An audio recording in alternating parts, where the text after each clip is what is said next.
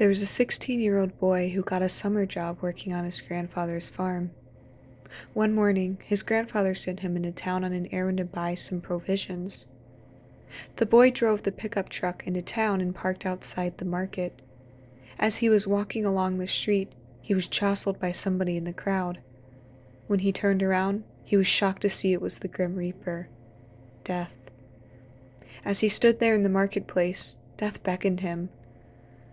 The terrified boy jumped back and ran to the pickup truck and drove back to the farm as fast as he could. When he got there, white-faced and trembling, he told his grandfather what had happened.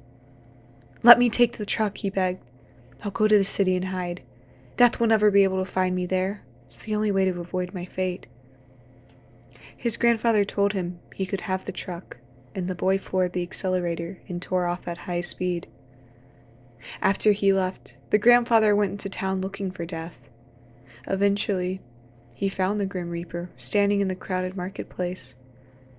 The grandfather walked right up to Death and asked, "Why did you frighten my grandson when you saw him this morning? He's just a boy, only 16 years of age. He's too young to die." "I'm sorry about that," said Death. "I did not mean to beckon him. I was just startled, you see. I was very surprised to see him here in the marketplace.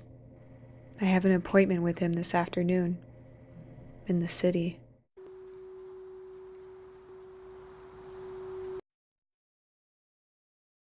A girl had just finished nursing school and started working in a new hospital. Although she loved her job as a nurse, she found it difficult to get along with the people she worked with. They were mostly young doctors who had just finished medical school. The problem is that they were delighted in pulling pranks on each other. She found it very difficult to live with them in the residence next to the hospital, because they stayed up late at night and made too much noise. The nurse worked very long hours and needed all the sleep she could get.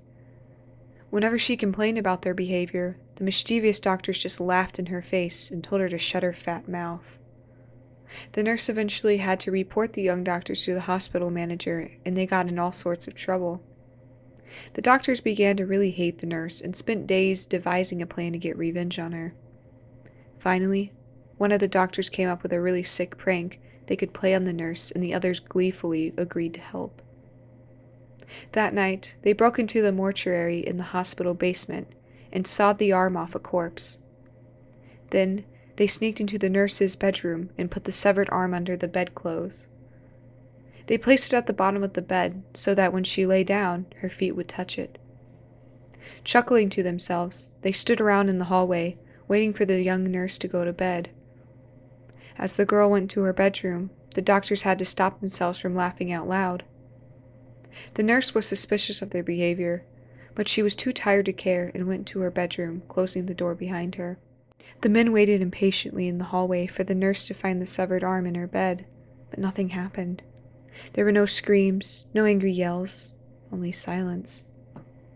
After a while, the doctors got fed up of waiting around and decided to turn in for the night. They assumed that they had placed the severed arm too far down in the bed, and the nurse must have not felt it. The next morning, when they woke up, the doctors went to check on the nurse. Receiving no answer when they knocked on her door, they turned the handle and went inside. The room seemed to be completely empty.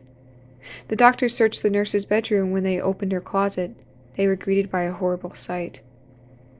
The nurse was curled up in the corner of the closet.